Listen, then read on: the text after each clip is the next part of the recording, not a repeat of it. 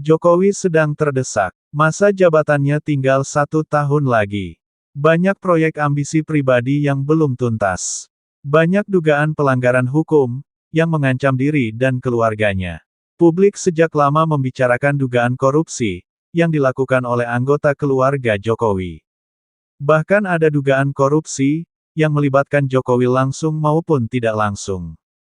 Ada lagi desakan unfinished business, alias urusan yang belum tuntas.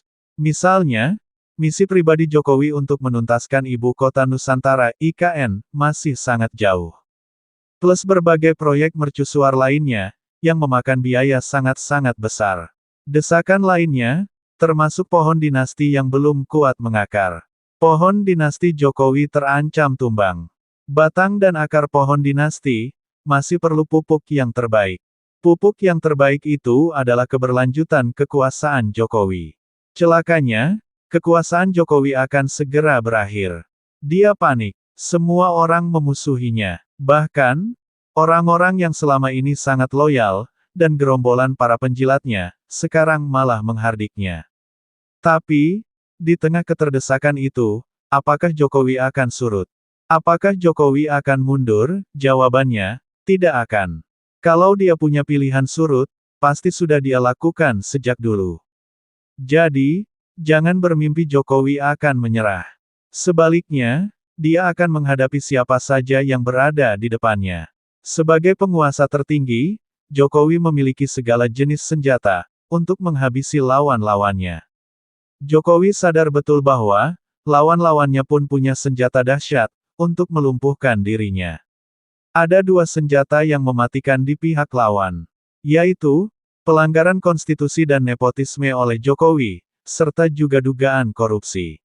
Jokowi sudah berkali-kali, melanggar konstitusi atas nama efisiensi. Dia memaksakan undang-undang Omnibus Law, yang kemudian dinyatakan inkonstitusional.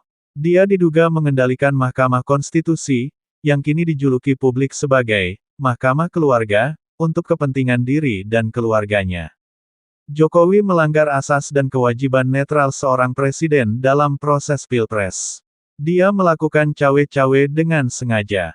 Bahkan menantang rakyat dengan menyatakan secara terang-terangan, bahwa tidak akan netral dalam pilpres. Pernyataan ini dibuktikan oleh Jokowi. Tumpukan pelanggaran konstitusi ini, tentu saja, memicu kemarahan publik. Macam-macam teriakan rakyat. Ada yang menyarankan agar Jokowi dimakzulkan, dan bahkan banyak yang menuntut, agar dilakukan gerakan rakyat atau people power. Semua ini akhirnya bergumpal, menjadi perlawanan terhadap Jokowi. Namun dia tidak gentar, meskipun sebenarnya dia dirundung ketakutan. Takut dimakzulkan, takut digulingkan, dan sangat takut kehilangan kekuasaan. Pilpres 2024 ini adalah kesempatan terbaik bagi Jokowi, untuk tetap berkuasa. Yaitu lewat tangan anaknya, Gibran Rakabuming, yang dia pasangkan dengan Prabowo. Kabarnya Prabowo tidak mau, tetapi dipaksa oleh Jokowi.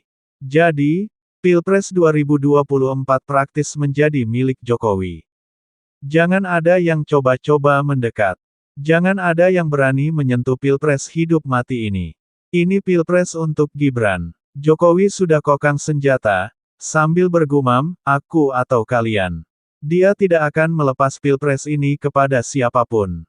Ini Pilpres Gibran. Jokowi benar-benar terdesak. Dia sedang berada dalam suasana psikologis menghabisi atau akan dihabisi, menghantam atau akan dihantam, membunuh atau terbunuh. Demikianlah tulisan Asy'ari Utsman, seorang wartawan senior di Freedom News. Tentang Jokowi yang sedang terdesak. Komentar admin. Mungkin saja Jokowi dan para pejabat zolim, bisa lepas dari jerat hukum dunia, tetapi admin yakin, hukum akhirat tidak bisa terbeli dan bersifat kekal abadi. Sebelum kami tutup, izinkan admin untuk mengingatkan.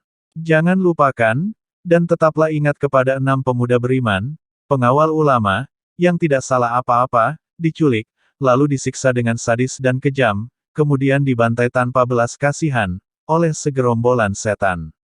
Setelah itu, difitnah habis-habisan, kasus ini dikenal sebagai kasus KM50, yaitu, Tragedi kemanusiaan paling biadab yang pernah terjadi di Indonesia. Senin tanggal 7 Desember tahun 2020 yang lalu. Allahu Akbar, Allahu Akbar, Allahu Akbar, Allahu Akbar.